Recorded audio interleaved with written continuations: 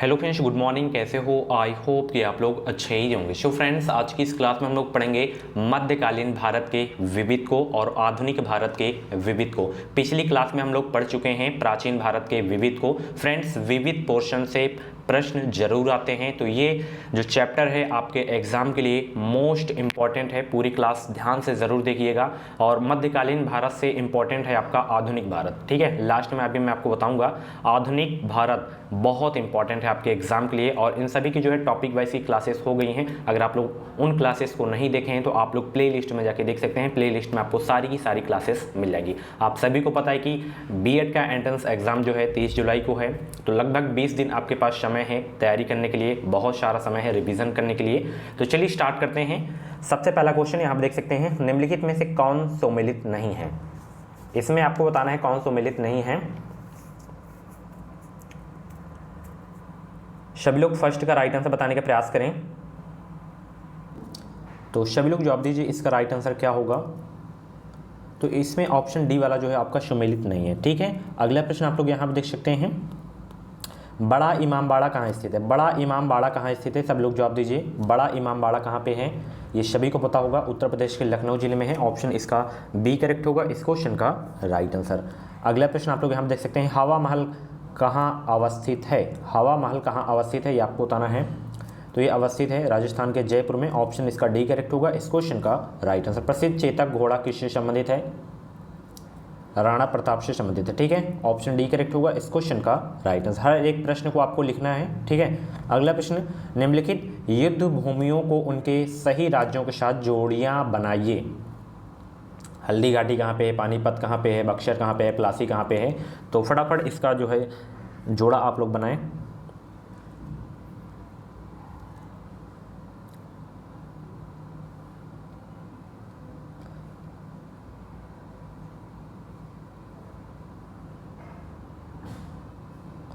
तो हल्दी घाटी ये जो है राजस्थान में है, पानीपत हरियाणा में है, बक्सर बिहार में है, प्लासी पश्चिम बंगाल में है। अब मैं आप लोगों से एक क्वेश्चन पूछ रहा हूँ कि हल्दी घाटी की युद्ध कब हुआ था, पानीपत का युद्ध कब हुआ था, बक्सर का युद्ध कब हुआ था, प्लासी का युद्ध कब हुआ था।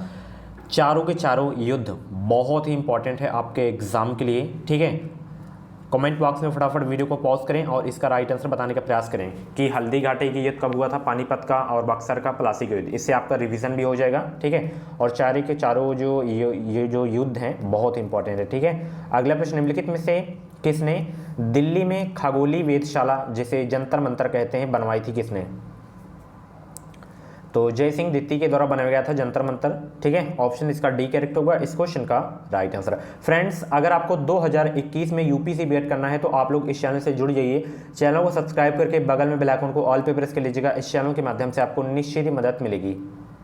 और यहाँ पे आप लोग देख सकते हैं, ये हमारा क्रैश कोर्स है। मात्र 149 रुपये में आप लोग अपनी पूरी तैयारी कर सकते हैं हमारे क्रैश कोर्स के माध्यम से। इस वीडियो के डिस्क्रिप्शन बॉक्स में लिंक है। जब आप लोग उस लिंक पे क्लिक करेंगे तो उसमें नाम, मोबाइल नंबर, ईमेल आईडी पूछा जाएगा। उसके बाद 149 रुपये पेमेंट करना होगा आपको। फिर पीडीएफ डाउनलोड का ऑप्शन आएगा, पासवर्ड आएगा, उसकी स्क्रीनशॉट आप लोग ले लीजिएगा और पीडीएफ डाउनलोड कर लीजिएगा। कंप्लीट तैयारी इसमें जो है कर सकते हैं अपनी।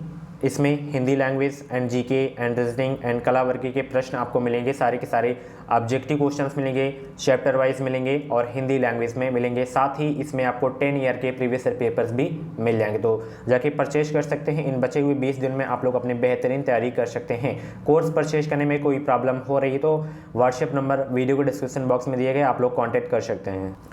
अगला प्रश्न जो कि बहुत इंपॉर्टेंट क्वेश्चन है, सूची 1 को सूची 2 से सम्मिलित करें तथा नीचे दिए गए कोड से सही उत्तर चुनिए। यहाँ पे स्मारक, यहाँ पे ईशान, यानी कि एलिफेंटा क्या है, गुफा है, स्तूप है, मंदिर है, मूर्ति है, क्या है। श्रवण बेलगोला, उसी तरह आपको बताना है स्तूप, मंदिर, गुफा, मूर्ति क्या है।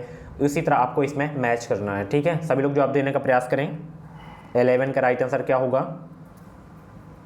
तो एलिफेंटा की जो हैं ये क्या है, गुफा है एक। ठीक है, कहाँ पे है, महाराष्ट्र में।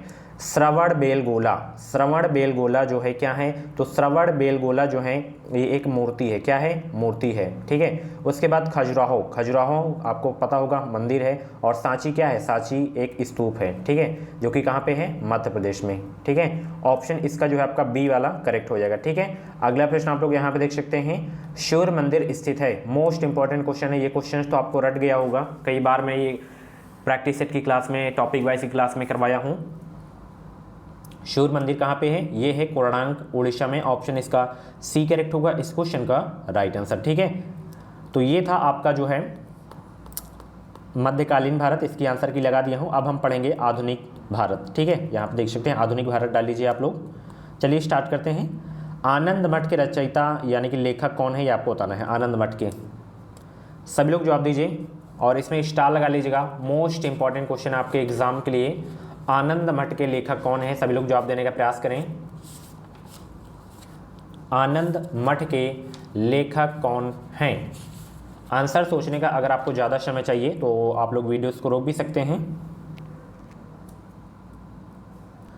तो आनंद मठ के जो लेखक हैं वो हैं बांकिम चंद्र चटर्जी। ऑप्शन इसका बी करेक्ट होगा इस क्वेश्चन का राइट आंसर। भूदान आंदोलन किसने प्रारंभ किया था? मोस्ट इंपॉर्टेंट क्वेश्चन है, हर एक प्रश्न आपके एग्जाम के लिए इंपॉर्टेंट है, तो एक भी प्रश्न आपको जो है मिस नहीं करना है, सारे के सारे प्रश्न आपको नोट करना है। इसकी अगर आपको PDF चाहिए तो आप लोग टेलीग्राम से प्राप्त कर सकते हैं। टेलीग्राम ग्रुप का नाम है एजुकेशन मिसाइल। वीडियो के डिस्क्रिप्शन बॉक्स में जो है लिंक दे दिया हूँ, तो आप लोग ज्वाइन हो सकते हैं। तो भूदान आंदोलन जो प्रारंभ किया गया था, ये प्रारंभ किया गया था विनोबा भावे के द्वारा।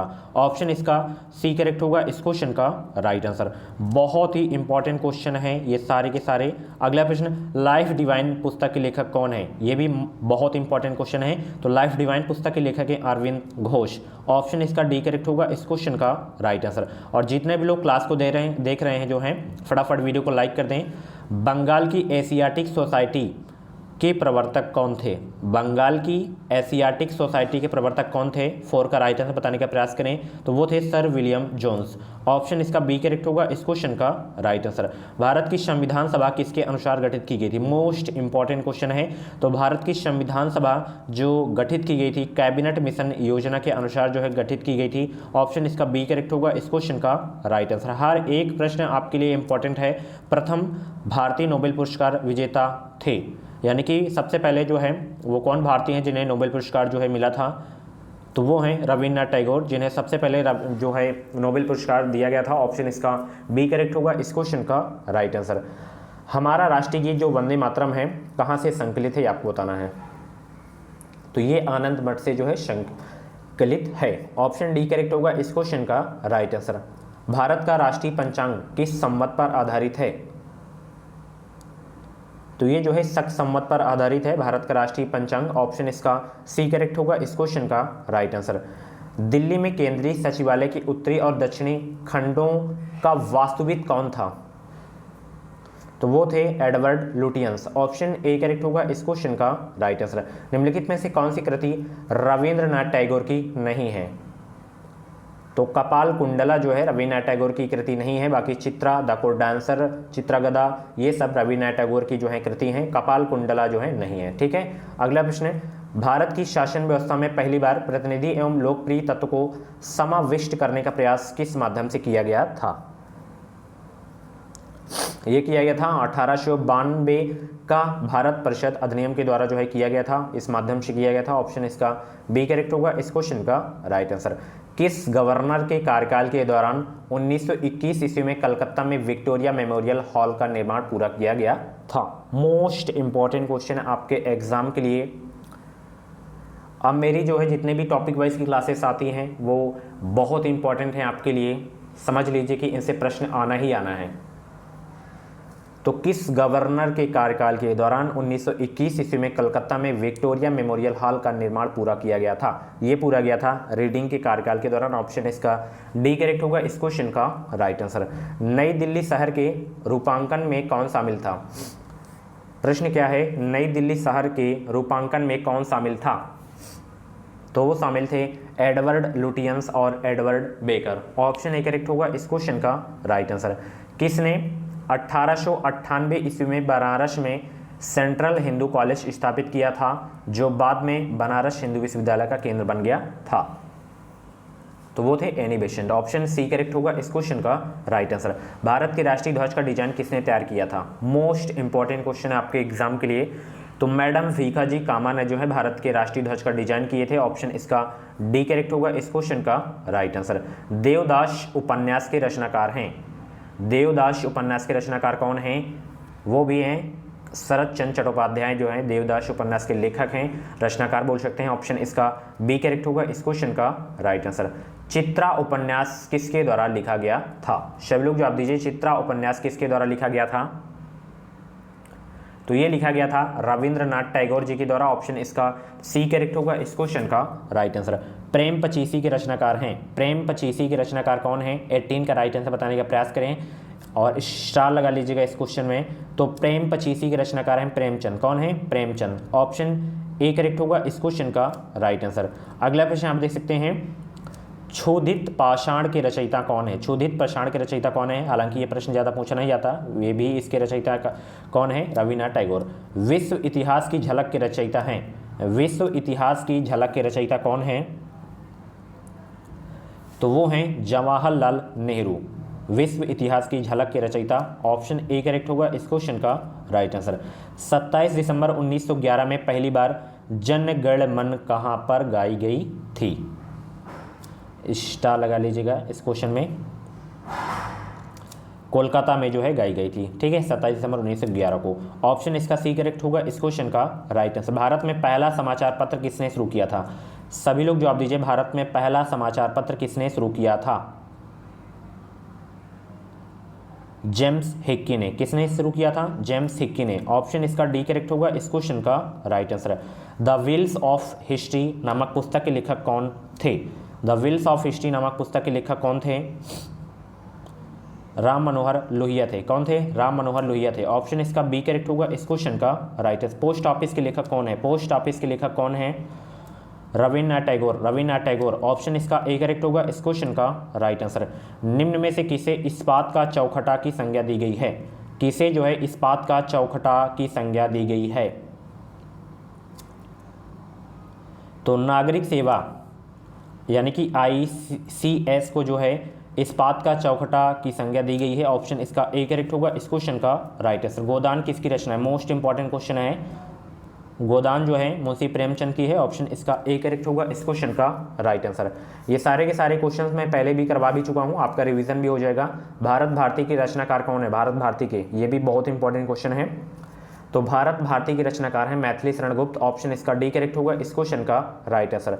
सैडलर आयोग का संबंध किससे था? सैडलर आयोग का संबंध किससे था? 28 का राइट आंसर बताने का प्रयास करें। तो सैडलर आयोग का जो संबंध था वो शिक्षा से था। ऑप्शन इसका डी करेक्ट होगा इस क्वेश्चन का राइट आंसर। ब्रिटिश ने भारत में प्रांतीय स्वायत्तता कब से लागू कर दिया था? भारत सरकार अधिनियम 1935 से। ऑप्शन इसका डी करेक्ट होगा इस क्वेश्चन का राइट आंसर। खिलाफत आंदोलन का आरंभ किया था किसने? अली बंधुओं ने जो है खिलाफत आंदोलन का आरंभ किए थे। ऑप्शन इसका डी करेक्ट होगा इस क्वेश्चन का राइट आंसर। अगला प्रश्न आप देख सकते हैं, झंडा गीत किसने लिखा? झंडा गीत आपको बताना किसने लिखा था? तो श्यामलाल गुप्त पार्षद ने जो है झंडा गीत लिखे थे। ऑप्शन इसका डी करेक्ट होगा इस क्वेश्चन का राइट आंसर। भारतीय राजनीति में 1947 के बाद किस महिला ने सर्वाधिक योगदान दिया? सभी लोग 39 का राइट आंसर बताने के प्रयास करें कि भारतीय राजनीति में 1947 के बाद किस महिला ने सर्वाधिक योगदान दिया? अरुणा आशफ अली ने जो है सर्वाधिक योगदान दिया। ऑप्शन इसका ए करेक्ट होगा इस क्वेश्चन का राइट आंसर। वंदे मातरम गीत लिखा था किसने? बांकिम चंद्र चटर्जी जी ने जो है वंदे मातरम गीत लिखे थे। ऑप्शन इसका सी करेक्ट होगा इस क्वेश्चन का राइट आंसर। अगला प्रश्न आप लोग यहाँ पे देख सकते हैं, इंडियन अनरेस्ट का लेखक कौन था? इंडियन अनरेस्ट का लेखक कौन था? सभी लोग जवाब दीजिए। तो वो थे वैलेंटाइन सिरोल, इंडियन अनरेस्ट के लेखक थे। ऑप्शन डी करेक्ट होगा इस क्वेश्चन का राइट आंसर। हंटर कमीशन की रिपोर्ट में किसके विकास पर विशेष जोर दिया गया था? ये भी बहुत इंपॉर्टेंट क्वेश्चन है माय डियर फ्रेंड्स आपके एग्जाम के लिए। हंटर कमीशन की रिपोर्ट में किसके विकास पर विशेष जोर दिया गया था? 48 का राइट आंसर बताने का प्रयास करें। तो जो है प्राथमिक शिक्षा पर जो है विशेष जोर दिया गया था हंटर कमीशन की रिपोर्ट में। ऑप्शन इसका सी करेक्ट होगा इस क्वेश्चन का राइट आंसर। अगला प्रश्न यहाँ पर देख सकते हैं, निम्न में से किसके अंतर्गत भारत में सर्वप्रथम सर्वोच्च न्यायालय की स्थापना हुई थी? किसके अंतर्गत?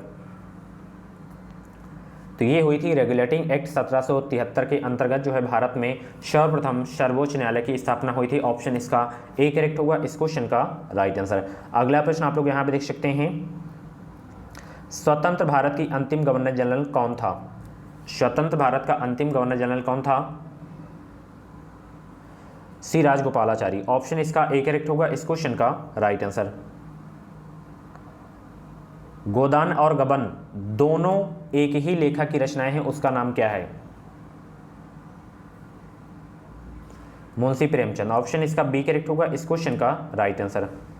अगला प्रश्न जो कि बहुत इंपॉर्टेंट क्वेश्चन है, यानी कि बनारस हिंदू विश्वविद्यालय BHU के संस्थापक कौन थे? अगर आप लोग मुझे स्टार्टिंग से फॉलो करते आ रहे होंगे तो ये सारे क्वेश्चंस आप लोग कर ले रहे होंगे। तो BHU के जो संस्थापक थे मदन मोहन मालवीय थे। ऑप्शन इसका सी करेक्ट होगा इस क्वेश्चन का right answer. Guilty man of India's partition पुस्तक किसने लिखी है? डॉक्टर राम मनोहर लोहिया ने जो है इस पुस्तक को लिखी है। ऑप्शन इसका बी करेक्ट होगा इस क्वेश्चन का राइट आंसर। इनमें से कौन भारत में मुसलमानों की उच्च शिक्षा के लिए पथ प्रदर्शक बने हैं? तो वो हैं सर सैयद अहमद खान। ठीक है, अगला प्रश्न यहाँ पर देख सकते हैं। लॉर्ड मैकाले संबंधित हैं किससे? लॉर्ड मैकाले संबंधित हैं किससे? अंग्रेजी से शिक्षा से जो है संबंधित हैं लॉर्ड मैकाले। ऑप्शन इसका सी करेक्ट होगा इस क्वेश्चन का राइट आंसर। सो फ्रेंड्स, ये थे आपके आधुनिक भारत, ठीक है, और मध्यकालीन भारत के मोस्ट इंपॉर्टेंट क्वेश्चन। पूरा विविध आपका कंप्लीट हो गया है।